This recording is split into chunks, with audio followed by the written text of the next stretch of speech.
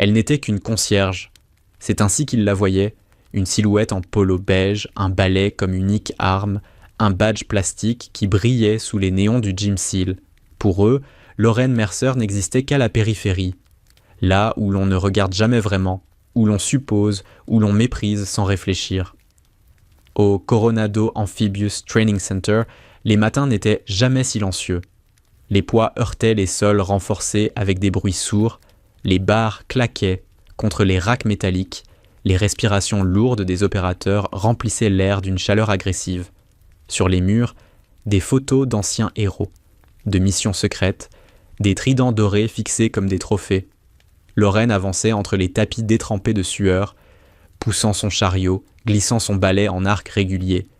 Ses gestes et timidement précis, sans perte d'énergie.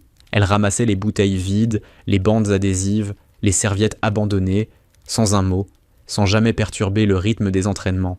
Les hommes la frôlaient sans la voir. Ils juraient, riaient, se défiaient, se vantaient. Elle glissait comme une ombre domestiquée. Et pourtant, chaque matin, elle notait tout. Le contact de leurs semelles sur le béton, la manière dont certains changèrent de posture quand un officier entrait, la façon dont d'autres, trop jeunes, cherchaient à exister en parlant trop fort. Ce matin-là, la cohorte la plus bruyante fit irruption dans le gym. Un quatuor d'hommes au torse nu, musclés, sur deux. Il ria déjà avant même de passer la porte, tapant dans les mains, s'envoyant des piques mi-agressives, mi-fraternelles. Collins était en tête, 24 ans, la peau cuivrée de ceux qui vivent dehors et l'arrogance trop bien ajustée d'un opérateur convaincu que le monde lui doit des excuses. Lorraine savait son nom sans jamais avoir cherché à le connaître. C'était l'un de ceux qui ne supportaient pas la moindre lenteur autour d'eux. Il la remarqua à peine d'abord. Puis il s'arrêta. « Hey mamie, bouge !» Quelques rires derrière lui, Lorraine continua de balayer. Le mouvement du balai ne se brisa même pas. Collins plissa les yeux, surpris. Ce n'était pas une insubordination, juste une absence de réaction. Et ça, chez quelqu'un qu'il considérait inférieur à tout, c'était impardonnable. « Je parle, tu entends ? Non ?» dit-il en avançant. Elle leva les yeux, simplement. Son visage était calme, sans défi. Un visage qu'on aurait facilement associé à une femme qui avait dépassé la trentaine, peut-être la quarantaine, mais dont les traits n'avaient rien d'usé. Il y avait quelque chose dans son regard. Pas de peur, pas de soumission non plus, juste une solidité tranquille. Collins détesta ça. « On a besoin du tapis », dit-il en désignant la zone où elle balayait. « Dégage ailleurs, c'est pas l'heure du ménage. » Elle s'arrêta lentement, planta le balai droit devant elle et répondit d'une voix posée « La poussière gêne votre respiration. Je finis cette ligne, puis la zone est à vous. » Le silence tomba sur son groupe une seconde, puis « Oh waouh, vous entendez ?» Elle donne des instructions maintenant. Il fit un pas de plus. Il était prêt, trop près. L'ombre de son torse recouvrait presque ses épaules. « Je te demande une dernière fois, bouge !» Elle se pencha pour ramasser un petit morceau de ruban adhésif collé au sol. Geste banal. Nécessaire. Et le balai glissa de sa main. Le bruit du manche frappant le béton résonna dans tout le gym. Collins, instinctivement, donna un petit coup de pied dessus. Pas violent, juste assez pour montrer qu'il dominait la situation. Le balai roula, s'immobilisa contre un rack de poids. Lorraine s'accroupit pour le reprendre. Un mouvement fluide, silencieux. Et dans l'angle parfait du néon au-dessus d'eux, la nuque de Lorraine apparut, dégagée par le col qui glissa légèrement. Une ligne d'encre noire, fine, précise, trop vieille, trop pensée pour être un tatouage de fantaisie, un serpent marin, enroulé autour d'un trident sombre, un symbole mort depuis des décennies. Personne ne le vit, sauf un seul homme. Master Chief Harlow, de l'autre côté du gymnase, essuya sa paume contre sa serviette, s'immobilisa net. Son regard se fixa sur la nuque de Lorraine, comme si la pièce venait de basculer dans un autre siècle. Il connaissait ce symbole. Impossible de le confondre. Et surtout, impossible de le voir ici, sur une femme supposément civile, concierge, ignorée de tous. Harlow resta complètement immobile. Le gym continuait de vibrer, mais en lui, tout venait de s'arrêter. Il venait d'apercevoir un fantôme vivant. Un fantôme que personne ici ne devait voir. Harlow avait servi trop longtemps pour croire aux coïncidences. Le gym bourdonnait encore, Mais son esprit avait déjà quitté Coronado pour retourner vers des archives jaunies, des notes griffonnées, des conversations murmurées entre instructeurs plus vieux que lui. Ce tatouage, il en connaissait chaque courbe. Il appartenait à une unité que l'histoire officielle avait enterrée si profondément que même les cils modernes n'en connaissaient que des fragments de légende. Il observa Lorraine ramasser son balai, sans un mot, sans même lever les yeux vers ceux qui se moquèrent derrière elle. Ce calme n'avait rien à voir avec de la soumission. C'était autre chose, une discipline froide, une économie de gestes qui n'existait que chez ceux qui avaient appris à survivre dans des environnements où la moindre erreur se payait en secondes, et en vie. Harlow inspira, se redressa et se dirigea vers Collins, son pas lourd faisant vibrer le sol. On entendait le frottement de ses bottes même à travers le vacarme ambiant. L'un des gars tapa discrètement le bras de Collins, signe d'avertissement, mais trop tard. « Petty officer », lança Harlow d'une voix qui fit taire 2 rangées d'haltères. Collins se retourna, surpris. Le Master Chief n'intervenait jamais spontanément dans les conflits d'ego. Il était connu pour laisser les jeunes s'étrangler entre eux jusqu'à ce qu'ils apprennent l'humilité. Mais là, Harlow avait cette lueur dans les yeux, celle qui disait qu'il n'était plus un instructeur, il était redevenu soldat. « Qu'est-ce que vous faites, exactement ?» demanda-t-il. Collins, piqué, bomba le torse. « On s'entraîne, Chief, et elle gêne le... Elle travaille. Vous manquez de discipline. » Un souffle sec parcourut les opérateurs autour d'eux. Les regards se baissèrent, les postures se redressèrent, comme si chacun craignait que la tempête ne se déplace. Harlow ne criait pas. Il n'avait jamais eu besoin de le faire. Sa voix basse, presque paisible, était plus intimidante que n'importe quelle explosion. « Rangez vos barres. Sortez 5 minutes. » Pas un mot. Aucun homme ne discuta. Les tridents se dispersèrent en silence, comme des écoliers surpris en faute. Même Collins hésita avant d'obéir, et son sourire arrogant disparut. Harlow ne l'avait pas humilié. C'était pire, il l'avait ignoré entièrement, comme si son existence importait peu. Lorraine, elle, resta immobile. Son balai en main, elle observait simplement le vide devant elle, sans chercher à comprendre ce qui venait de se passer. Harlow fit 2 pas vers elle. Ce n'était pas de la curiosité. C'était une urgence. Il devait confirmer ce qu'il pensait avoir vu. « Ma'am !» Le mot surprit même certains opérateurs qui s'attardaient hors du tapis. Lorraine releva enfin les yeux, et pendant 1 seconde, Harlow vit quelque chose passer dans son regard, une étincelle, un calcul, comme si elle évaluait la situation, lui, la pièce, les issues. Cela ne dura qu'un battement de cœur, mais le Master Chief le reconnut immédiatement. C'était un réflexe de terrain, celui qu'on n'efface jamais, même après des décennies d'ombre. « Puis-je voir votre tatouage ?» demanda-t-il bas, presque en chuchotant. Lorraine ne répondit pas. Elle tourna simplement la tête de côté, écartant légèrement son col. Juste assez pour que la marque réapparaisse, nette sous la lumière crue. Le serpent, le trident noir, la spirale caractéristique. Harlow hocha la tête comme si quelque chose venait de se réaligner dans le monde. « Je comprends », murmura-t-il. « Je suis désolé pour le comportement de ce jeune idiot. » Lorraine remit son col en place avec une précision presque militaire. « Ce n'est pas important, » répondit-elle. Mais pour Harlow, c'était crucial, trop crucial pour rester ici sans agir. « Je dois faire un rapport, » dit-il doucement, « pas sur vous. Mais il faut que quelqu'un voie ça, quelqu'un qui peut gérer. » Elle ne cligna même pas des yeux. « Faites ce que vous devez faire, Chief. » Il s'inclina imperceptiblement, un geste qui ne ressemblait à aucun protocole, mais qui exprimait, sans doute possible, un profond respect. Puis, il sortit son téléphone, se dirigea vers l'extérieur du gymnase. Son visage était fermé, tendu. Ses pas prenaient la cadence de ceux qui portent un secret trop grand pour eux seuls. Dans le couloir adjacent, Harlow composa le numéro du commandant Ellison. Chaque tonalité le mettait plus nerveux.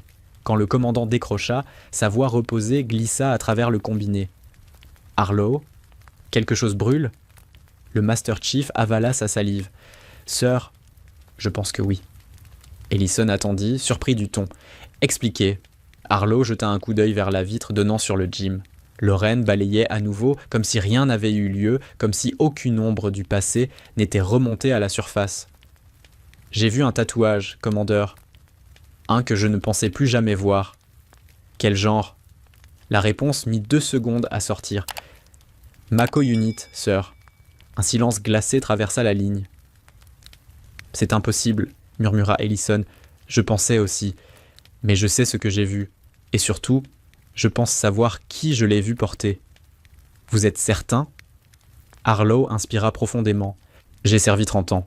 Je peux me tromper sur beaucoup de choses. Pas sur ça. À l'autre bout du fil, le commandant ferma sa voix. Ne bougez pas. Je descends. Et Harlow ? Oui, sir. Ne parlez de ça à personne. À absolument personne. Harlow regarda encore une fois Lorraine à travers la vitre. Elle essuyait soigneusement une marque de craie, le visage calme comme un lac immobile. « À personne, sûr », confirma-t-il. Et à cet instant précis, il comprit qu'il venait de réveiller un chapitre que l'armée aurait préféré laisser mort. Commander Ellison n'était pas un homme facile à surprendre. Des années passées dans les programmes spéciaux, les unités noires, les missions, où les papiers disparaissaient avec plus vite que les hommes n'avaient le temps de respirer, l'avaient rendu imperméable à presque tout. Mais lorsque Harlow prononça ces 2 mots, Mako Unit, il sentit une traction sourde dans son estomac, une sensation de déjà-vu, comme si le passé venait de entr'ouvrir une porte qu'il croyait scellée. Il raccrocha sans perdre de temps. Dans son bureau du bâtiment administratif, les ventilateurs tournaient paresseusement, brassant l'air marin humide. Sur son écran, plusieurs fenêtres de dossiers classifiés clignotaient encore. Rapports d'entraînement, chartes disciplinaires, états médicaux. Rien d'extraordinaire. Rien qui aurait dû le préparer à ce qui venait. Il enclencha la procédure d'accès sécurisé. Identifiant, double authentification, clé cryptée, reconnaissance biométrique. Les écrans changèrent de luminosité, virèrent au gris bleuté typique des archives top secret. Il tapa le nom qu'Harlow avait chuchoté, lentement, comme si chaque lettre risquait de déclencher une alarme. Mercer, Lorraine. Une fenêtre s'ouvrit, puis 2, puis 3. Dossier du personnel civil, niveau clearance basique, date d'embauche, liste de tâches, antécédents médicaux réduits. Une vie banale, presque trop banale. Mais quelque chose clochait. Le champ date de naissance semblait avoir été recomposé, comme si un algorithme l'avait généré à la va-vite. Les informations avant 2014 étaient totalement absentes. Un vide numérique. Aucun dossier scolaire. Aucun emploi déclaré, pas même une adresse permanente. Ellison fronça les sourcils. Il lança la requête avancée. L'écran devint noir une seconde, puis accès restreint, section X-ray 7. Niveau d'autorisation insuffisant. Ellison s'immobilisa. Il avait pourtant un accès TS-SCI complet. Il appartenait au plus haut cercle autorisé sur cette base. Pour être bloqué ainsi, il n'y avait que 2 possibilités. Soit le dossier avait été effacé, soit il avait été intentionnellement enterré sous un programme si ancien que même lui n'en connaissait pas l'existence. Il essaya un autre angle, une recherche interne sur les mots clés. Mako, femelle UDT, subsurface démolition. Coréa 1952.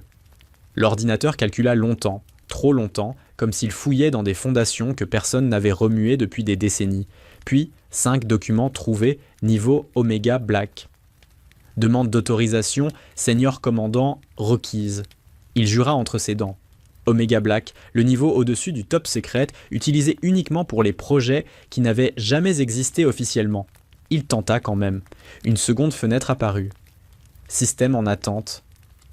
Vérification de la légitimité de la requête. Puis, encore une fois, accès refusé. Ellison recula de sa chaise et prit une longue inspiration. Ce n'était pas seulement une question de sécurité. C'était un message. Il lança une dernière recherche, presque par instinct, en tapant seulement Mercer, NZDU. Un seul document remonta. Un PDF d'à peine 2 pages, sans titre, sans signature, seulement un numéro de série datant d'une époque où les rapports étaient encore passés au stencil. Il ouvrit. Le texte était presque illisible, beaucoup de lignes barrées. Mais 3 mots n'étaient pas effacés. Opération Barracuda, survivante unique. Et dessous, une mention isolée. Recommandation Navy Cross, non divulguée. Ellison sentit ses doigts picoter. Une survivante unique d'une opération subaquatique classifiée. dans une unité qui n'aurait jamais dû exister.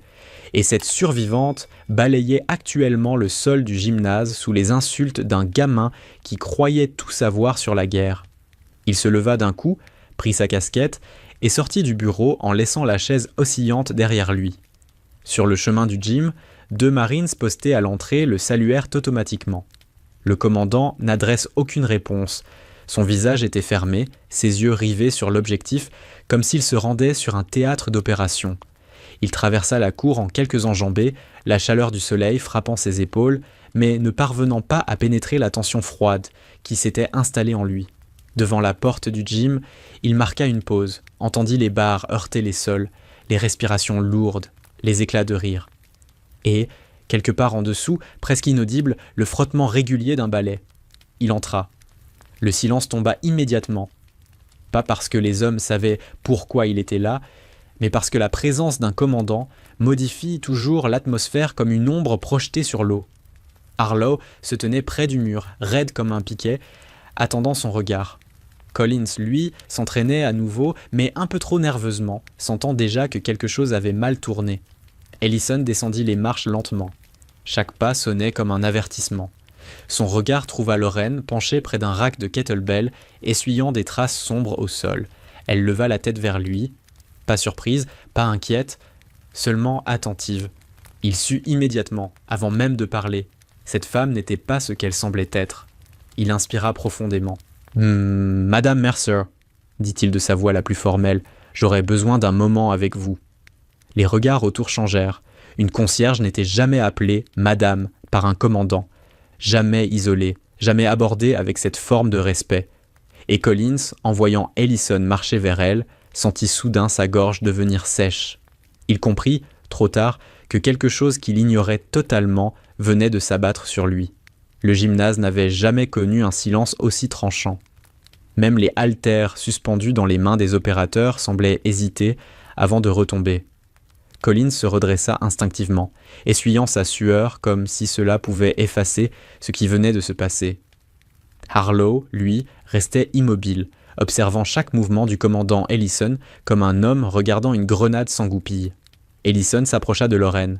Ses pas étaient mesurés, précis, et son uniforme impeccablement ajusté lui donnait une puissance qui ne venait pas de son grade, mais de sa certitude.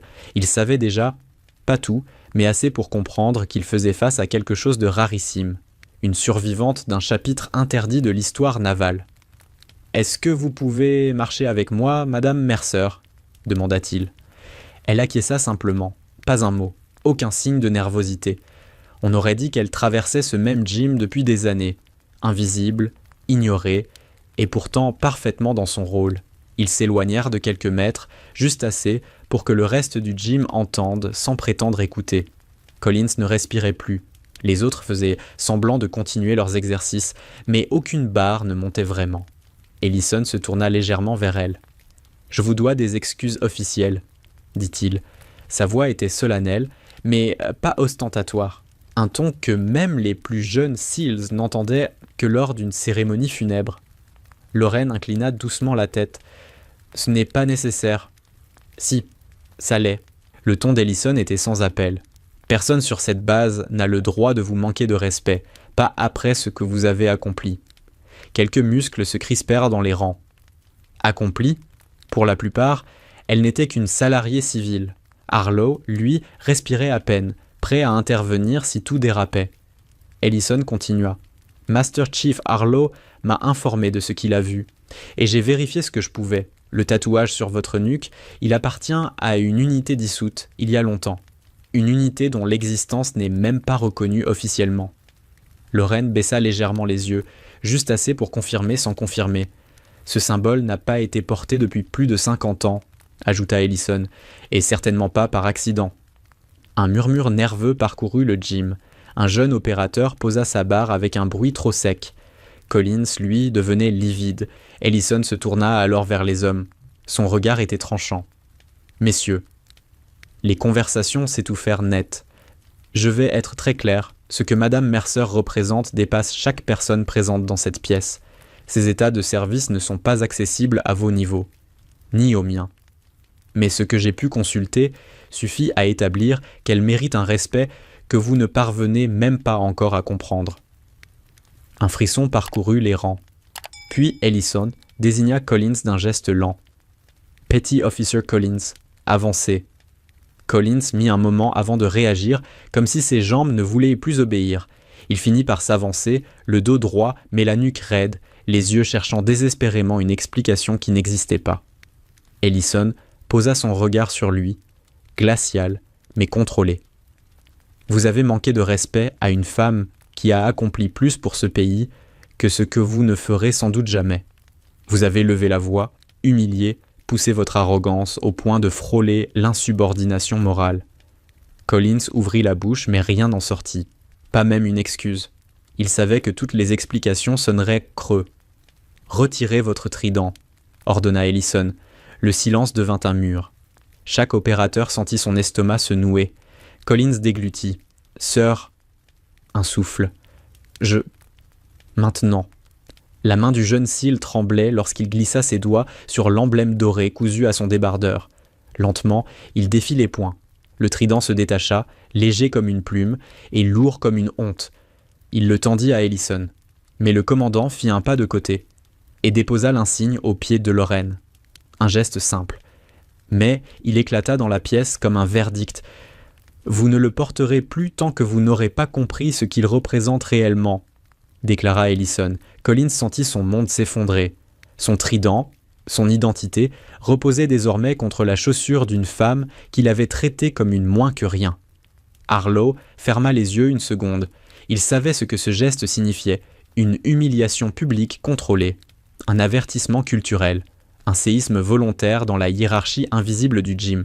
Ellison reprit « À partir d'aujourd'hui, vous êtes assigné aux tâches logistiques et d'entretien pour une durée que je déterminerai, sous la supervision directe du personnel civil, y compris Madame Mercer. » Collins blanchit.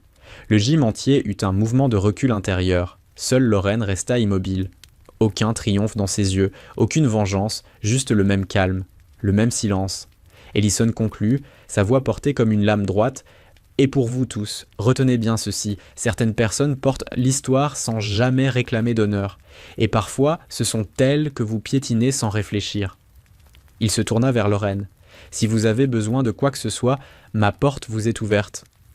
Puis il quitta le gymnase. Avec son départ, l'air sembla revenir d'un coup, comme après une explosion contenue. Et au milieu du gym, Collins restait debout, bras ballants, tandis que le petit trident doré brillait à peine au sol, juste à côté du balai de Lorraine. Collins n'avait jamais ressenti un tel vide.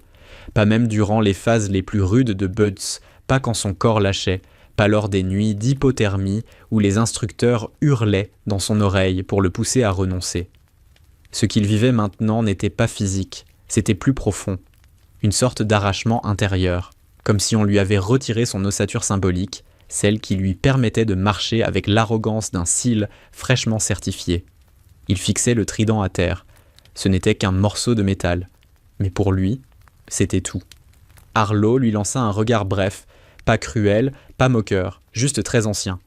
Un regard qui disait « Certains hommes apprennent seulement quand ils tombent ». Puis, il s'éloigna.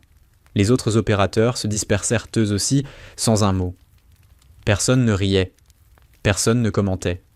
Une humiliation publique comme celle-là créait une onde de choc silencieuse. Elle rappelait que même les plus forts pouvaient être brisés en un instant. Collins resta planté au milieu du gym quelques secondes encore, puis se pencha pour ramasser l'insigne. Sa main tremblait. Le métal semblait plus lourd qu'avant, saturé du poids de ce qu'il avait fait, ou plutôt de ce qu'il avait ignoré. Quand il releva la tête, Lorraine le regardait. Pas avec colère, pas avec mépris.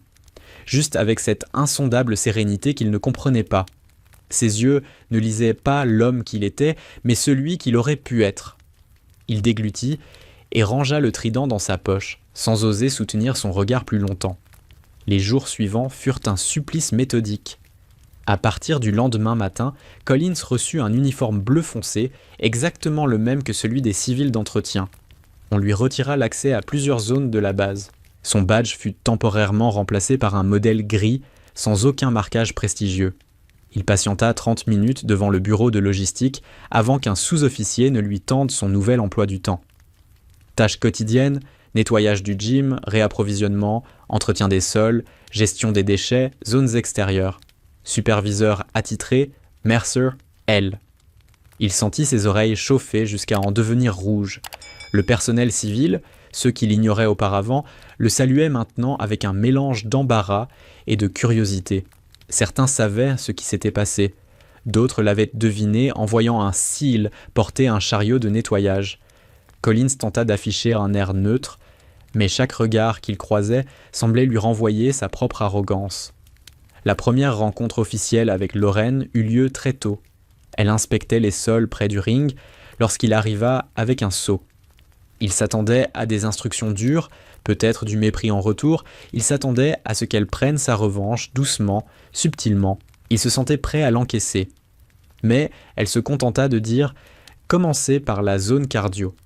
Les machines laissent des résidus. Utilisez la brosse large, pas la petite. » C'était tout. Pas une remarque, pas une pique, pas d'ironie. Il la suivit vaguement, désorienté. Elle lui montra quelques techniques simples. Comment balayer en évitant de renvoyer la poussière en suspension, comment comprendre la circulation d'air dans le gym pour optimiser le nettoyage, comment restaurer les sols marqués par les crampons. Elle faisait tout avec un calme absolu, comme si enseigner cela à un opérateur autrefois arrogant ne lui posait aucun problème moral.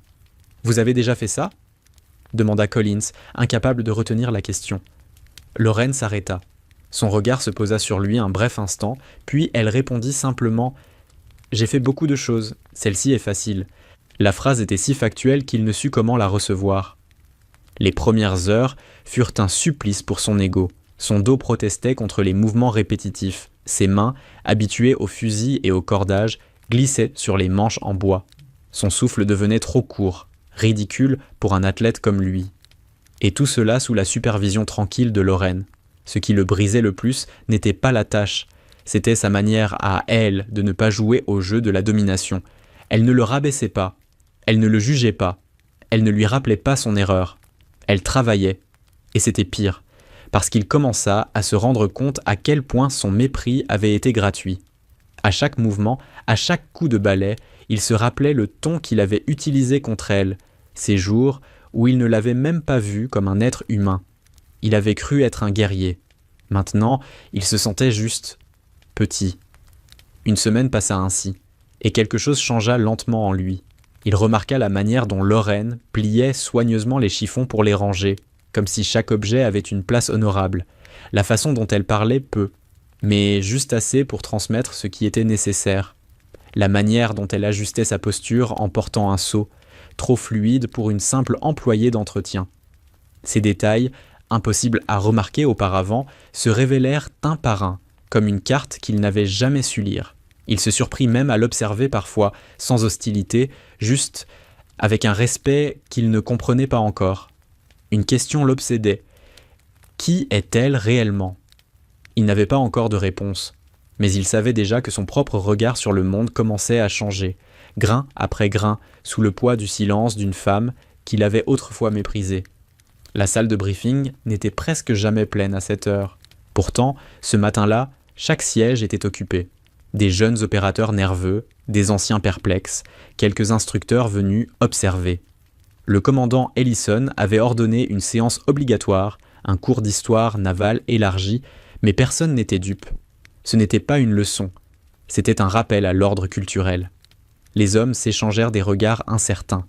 Certains chuchotaient déjà qu'il y avait un lien avec l'incident du gym, même si personne n'osait prononcer le nom de Lorraine.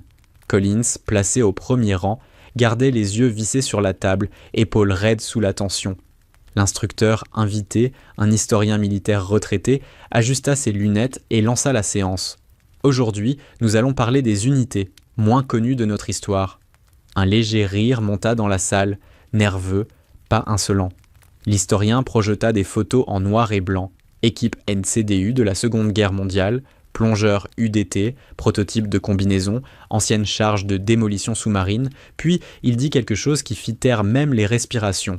Certaines unités ont été effacées des archives publiques. Pas supprimées, effacées. Le silence devint presque douloureux. « Pourquoi ?» demanda quelqu'un, prudent. L'historien haussa les épaules. parce que le contexte n'était pas prêt, parce que certains programmes dépassaient leur temps, parce que certaines contributions étaient politiquement inconfortables. Il marqua une pause, puis poursuivit, et parce qu'il existait, pendant une courte période, des opérateurs dont l'existence n'entrait dans aucune case administrative. Collins sentit sa nuque se glacer. Il parle d'elle. Il en était sûr. Le professeur continua. À une époque où l'on considérait presque impossible qu'une femme survive à certaines opérations sous-marines, il y en eut pourtant quelques-unes, très peu. Mais leurs actes furent suffisamment importants pour que l'institution préfère les classer au lieu d'admettre qu'elle les avait d'abord refusés. Les opérateurs retenaient leur souffle. Ce n'était pas un cours, c'était une confession déguisée. Puis Ellison, resté sur le côté, prit enfin la parole. Vous avez tous croisé des gens dans ce métier que vous croyiez comprendre.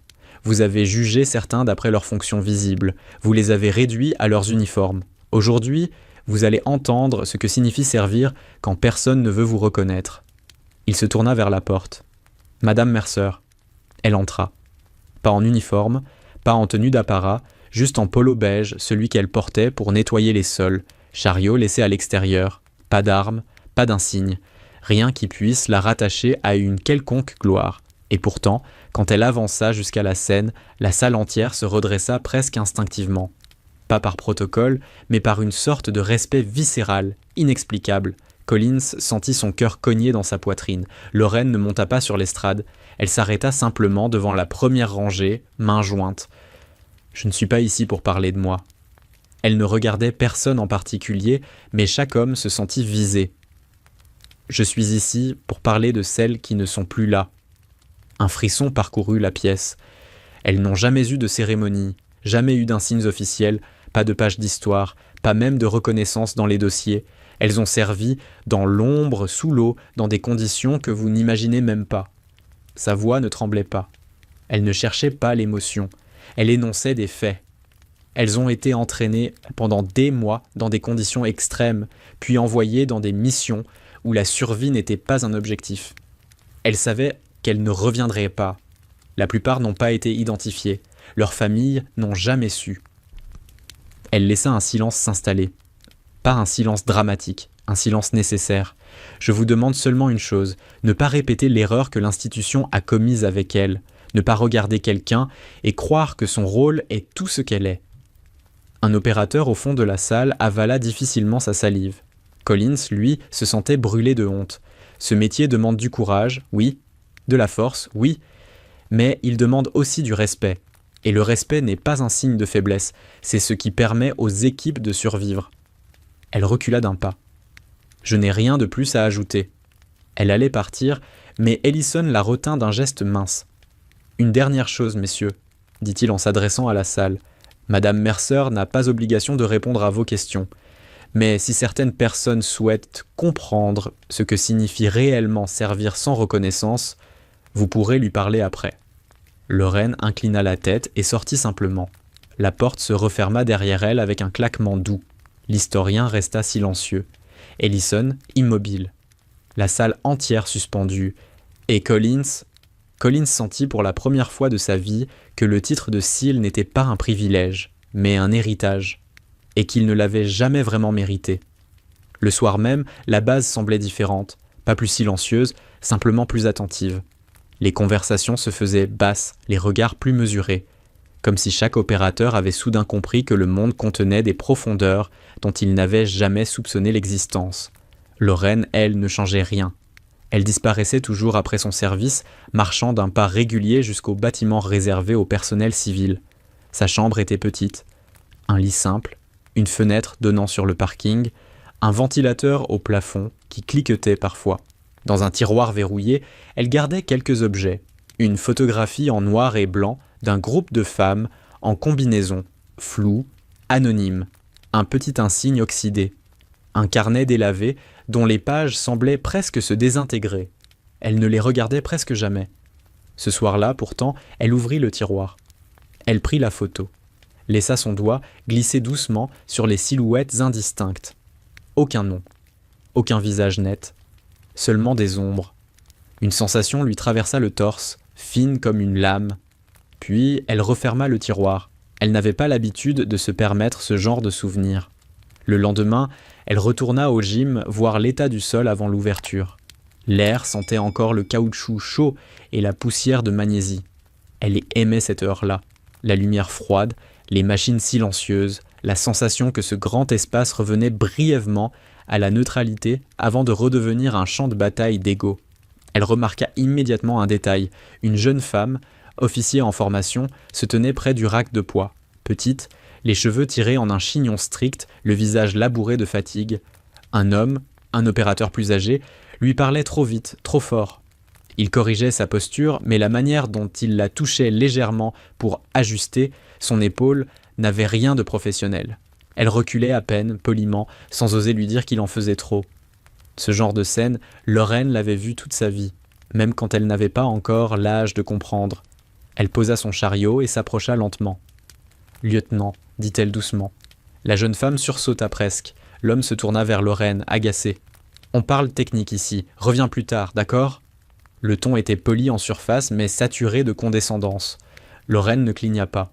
« Vous lui tenez l'épaule trop haut, » dit-elle. « Ça surcharge le deltoïde antérieur. Elle va perdre de la stabilité dans 2 semaines. » L'homme haussa un sourcil, prêt à répliquer, puis réalisa que ce qu'elle disait avait du sens. La jeune officier baissa les yeux, gênée par la scène. Lorraine poursuivit calmement. « Laissez-la ajuster elle-même. Vous pouvez expliquer sans toucher. C'est plus clair pour l'apprentissage. » L'homme ouvrit la bouche, puis la referma. Sans un mot, il recula d'un pas. La jeune femme détourna la tête pour dissimuler un petit souffle de soulagement. Lorraine ne resta pas. Elle reprit son balai comme si rien ne s'était passé.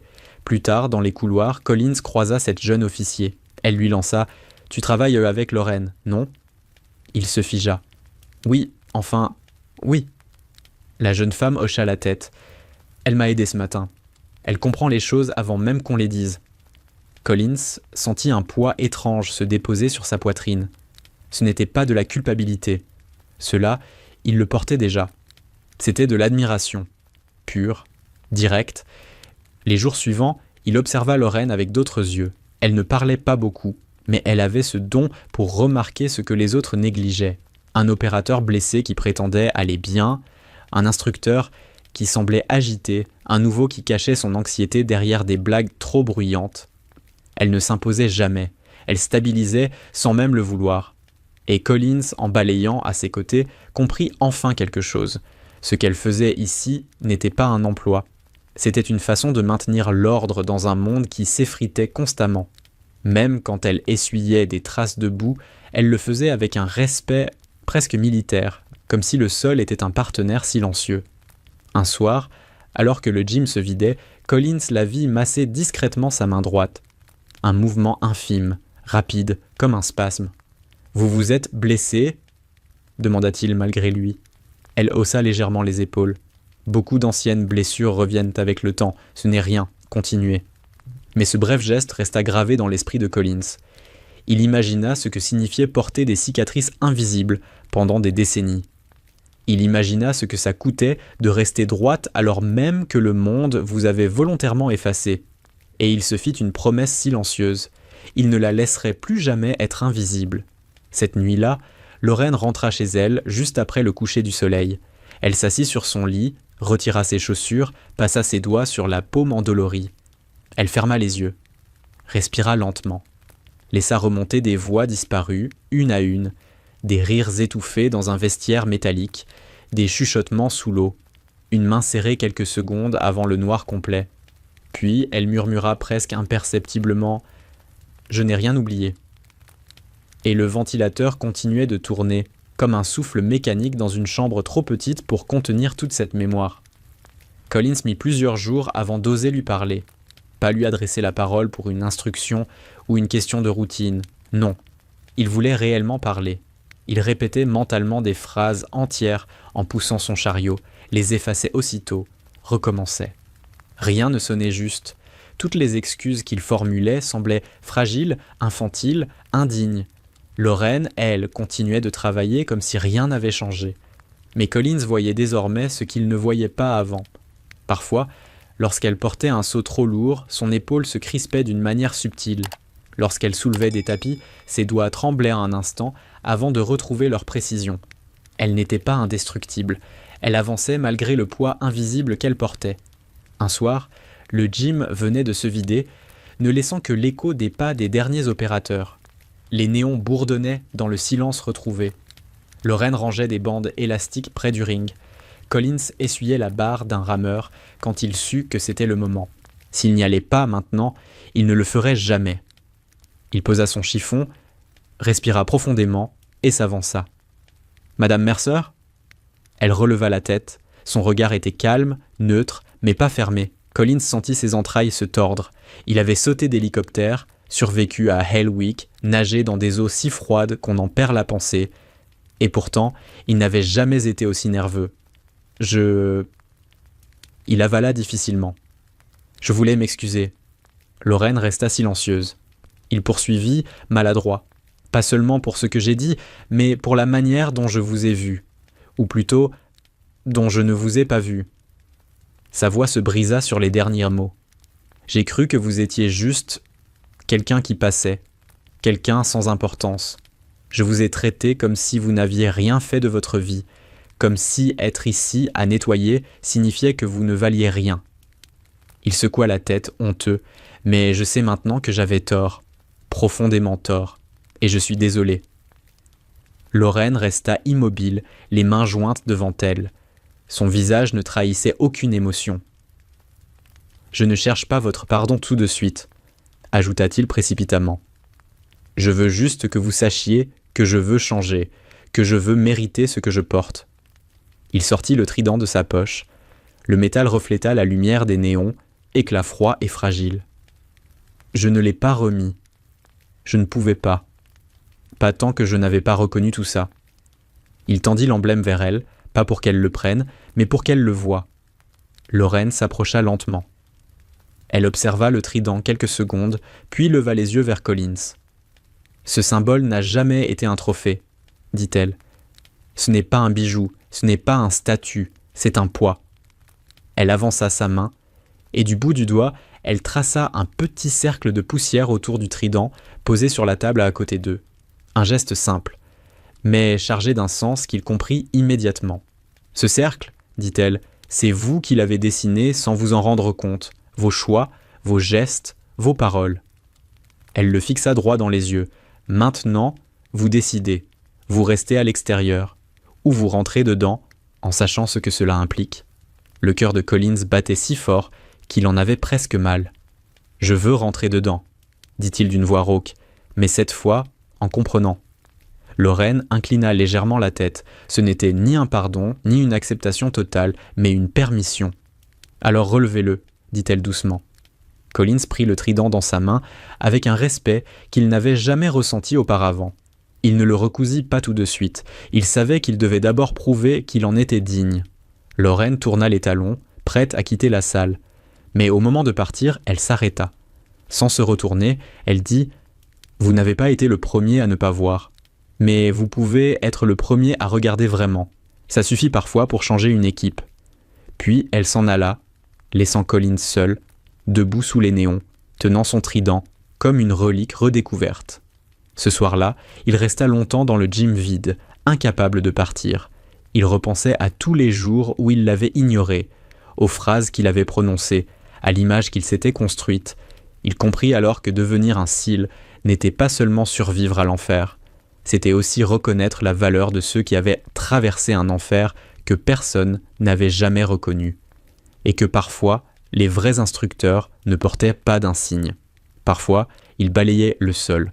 Les mois suivants transformèrent lentement l'atmosphère de la base, pas brutalement, pas comme un changement imposé, plutôt comme une marée, régulière, silencieuse, progressive.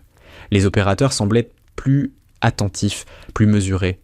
Les conversations autrefois bruyantes se faisaient plus brèves, plus réfléchies.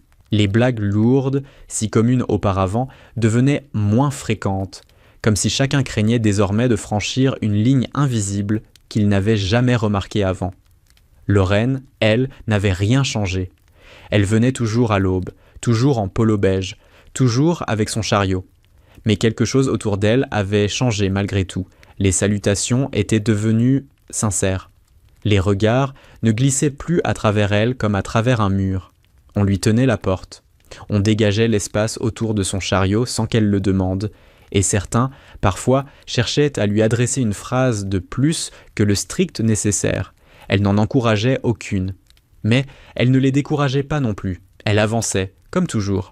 Collins, lui, était méconnaissable.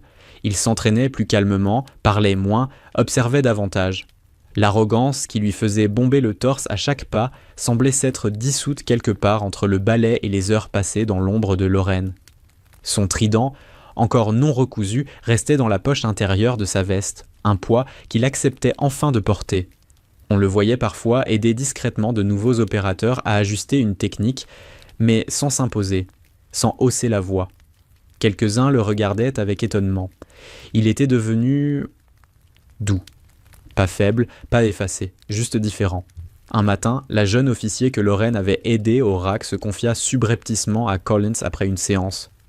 Vous savez, elle a changé quelque chose dans cette base, même si personne n'ose le dire. Collins sourit, un sourire sans orgueil. Oui, elle change les choses juste en étant là. Un soir, Lorraine termina son service plus tard que d'habitude. Le gym était presque vide. Elle repoussa les dernières traces de craie sous les projecteurs, puis s'accroupit pour fixer une petite déchirure au tapis près du ring. Elle fit un nœud propre, précis, comme si elle réparait quelque chose de précieux. En se relevant, elle sentit une présence derrière elle. Collins se tenait à quelques pas, mains dans les poches, visiblement hésitant. « Je voulais juste vous dire... » commença-t-il. Elle l'arrêta d'un simple mouvement de tête. « Vous n'avez pas besoin de paroles de plus. Vous avez changé, c'est suffisant. » Il inspira. « Vous pensez que je suis prêt ? Pour le remettre ?» Son regard se posa sur sa veste, là où le trident devait être. Lorraine prit une petite seconde pour l'observer. Pas l'homme qu'il avait été, Jim, mais celui qu'il devenait. « Si vous ressentez le besoin de poser la question, dit-elle calmement, c'est que vous êtes prêt. » Collins hocha la tête avec une gratitude trop forte pour être dite à haute voix. Alors, sans théâtre, sans témoin, sans cérémonie, il prit enfin l'insigne dans sa main. Il s'agenouilla légèrement, prit une aiguille de son kit de maintenance et recousit le trident à son uniforme avec les mêmes gestes que Lorraine utilisait pour réparer un tapis déchiré. Quand il termina, elle dit simplement « Maintenant, portez-le correctement, par vos actes. » Et il comprit. Les mois passèrent encore. La base se renforça, pas seulement physiquement, mais dans sa manière de voir le monde. Les jeunes SEAL apprenaient à respecter le personnel civil comme partie intégrante de la mission. On mettait plus volontiers des femmes en avant dans les séances techniques. Les instructeurs citaient parfois, sans jamais la nommer, une opératrice du passé, en prenant exemple sur son silence discipliné, son sens du devoir. Ellison fit ajouter un module supplémentaire aux formations internes. Les contributions non reconnues de l'histoire navale. Personne ne savait exactement pourquoi, mais tous comprenaient que c'était nécessaire. Un soir, Lorraine fut la dernière à quitter le gym. Les néons s'éteignaient un à un. Elle rangea son balai à sa place, passa la main sur le manche pour vérifier qu'il n'était pas fendu, puis glissa délicatement son chariot contre le mur. Le gym était silencieux, un silence qu'elle connaissait bien. Un silence qui, autrefois, lui semblait trop vaste pour être supporté. Ce soir-là, il était léger. Elle marcha vers la sortie. Le faisceau d'une lampe extérieure dessinait une bande de lumière sur le sol. En passant dedans, son col s'écarta légèrement, laissant entrevoir un fragment de son tatouage, mais personne ne le vit. Et cela lui allait parfaitement. Elle referma la porte derrière elle. Le bruit doux du loquet fut comme un salut discret à toutes ces donzelles qu'elle n'avait jamais oubliées. Un souffle d'air marin traversa la cour, et Lorraine Mercer, concierge, pionnière, survivante, disparut dans l'ombre avec la même dignité silencieuse qui avait toujours été la sienne. Parce que certains héros ne cherchent ni gloire ni reconnaissance. Ils veillent, et c'est assez